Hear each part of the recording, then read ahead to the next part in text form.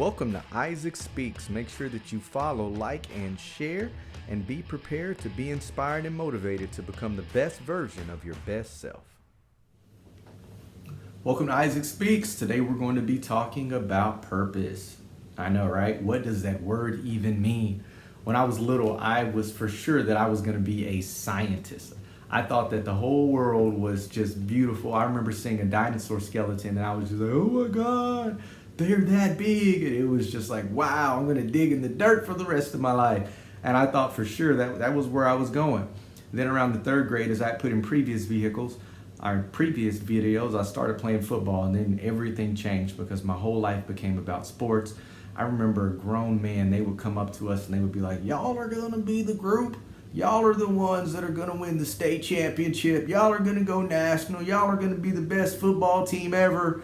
Y'all are going. And then have other people, man, you ever thought about the NFL? You ever thought about the league? And all this that's all that I heard. That was it. Now, my parents did a good job of keeping me in that middle ground where you go get this education. Oh, you come back here with a B if you want to. Like, it was that kind of thing. So there was a balance on that part, but the majority of the praise, the majority of the accolades, the majority of the lifting up always came around this concept about football. And if I had to write a letter to myself, like today, back then, it would have been all about what it's going to be like to be a professional football player, what it's going to be like to be in the league. Now I'm 5'8", and that's stretching it. That is stretch. That's my football height.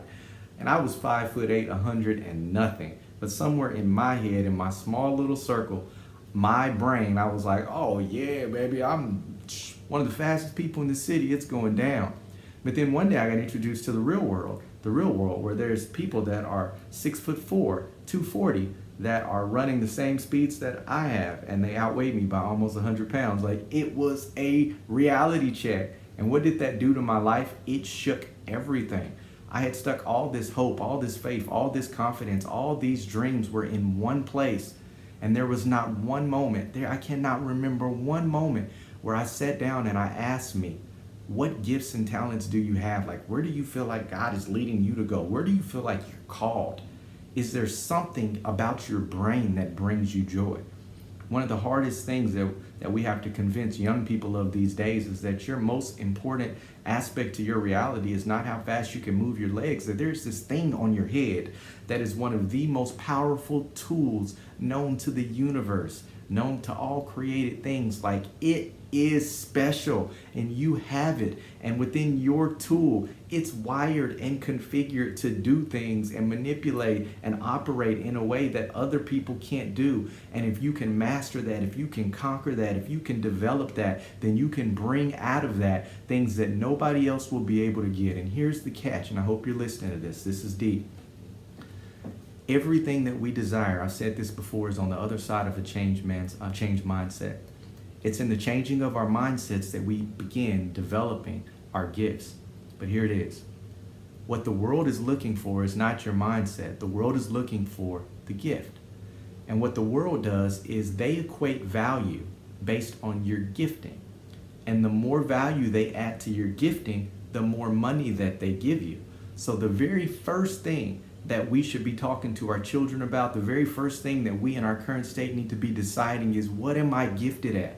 How do I develop that to a place to where people will see it at such a level of value that they will literally throw money at you? You'll be sitting there dodging it, trying to get out of the way, because that's how the world works. It's just waiting.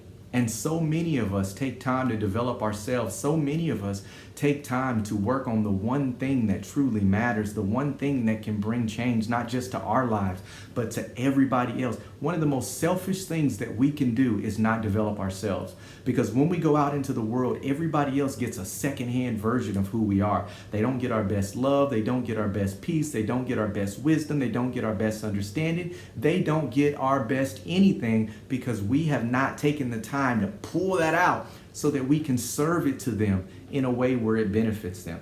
In one of my books I wrote, it was a concept. It was called 16 Letters to My Future Self, The Most Beautiful Glass House. And I woke up one day and I was looking at my life and it was like, wow, like, you're so fake. Everything about me was fake. I had a work person that I was. I had a school person that I was. I had a club person that I was. I had this debonair little womanizer person that I was trying to be. And none of them was who I was like deep down inside. They were who I was trying to become in all of these different areas. And I don't know about you, but it gets exhausting to try to be all these different things to all these different people. You literally wear yourself out. You will fall out of exhaustion. It doesn't work, and it's not worth it. Because one day we're going to get older, and I've seen it happen over and over again. And you wake up and you're looking in the mirror and you don't even know the person you're looking at. You are miserable, because all of that falseness, all of those lies, all of those facades, eventually they're going to fall apart.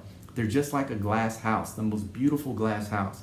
And we spend our whole life constructing this house, and we run to the center of it believing that nobody can see who we really are. But the reality is that all we've done is create a structure that at the first storm, the first strong wind, the first hail is going to shatter. And unfortunately, every person that we invite in there with us is going to be damaged. They're going to be collateral damage because of the bad decisions that we made. But how can we change that? I was in a meeting one time, and during the meetings, there was a company that you can literally write a physical letter and you give it to them, and then they throw it in the mail, and they'll mail it to you like a year later, 6 months later, 8 months later. So by that time, I had totally forgot about this letter. Like, it was out of sight, out of mind. And then I get a letter in the mail. My wife's like, "Hey, this is for you, from you." I'm like, "What are you talking about, you crazy girl?" And I go, and it's a letter. It's for me, from me. And I open it up because by now I have totally forgot about everything that's in the letter. And when I went through and I started reading it line by line, I don't know what was going on during that moment, but I was so encouraging myself.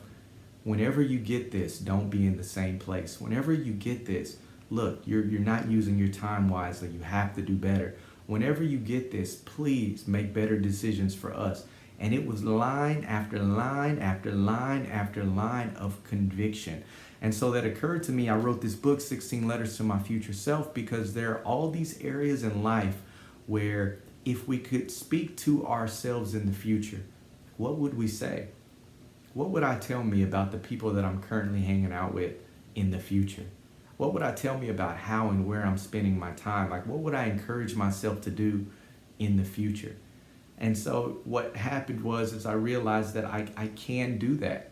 I literally can start living my life in preparation for the person in the future that I'm trying to protect. I literally can make decisions today that will impact my forever. And here's the crazy thing. So can you. That's life. That's development. That's growing up. That's maturity.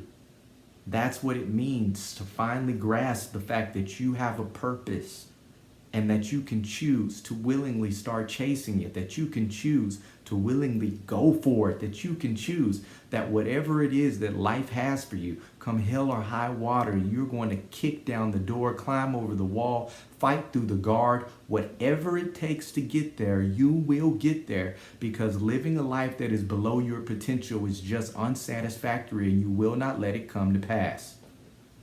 And it's until we get that mentality about us that nothing changes. Nothing changes.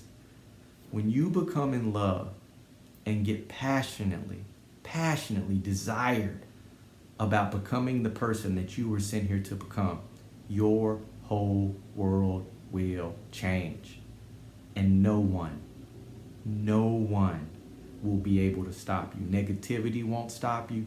Despair won't stop you. Obstacles and roadblocks won't stop you. You will begin to see the truth and reality that every person that begins on this journey to purpose eventually comes to. We all wake up to realize that all of the crisis, all of the trials, all of the things, not only were they sent there to help develop something in us that we were going to need later, but the shadow that was being cast, that dark moment, that dark shadow that was being cast was nothing more than an even bigger opportunity that we just had to get through the darkness to get to. We can do it. You can do it. There is something great in you. There is something great in you. But you have to believe that. You have to believe that before anything will change. Thank you so much for joining us today on Isaac Speaks. Don't forget to follow, like, and share, and stay tuned for more awesome content that's going to help you develop into the best version of your best self.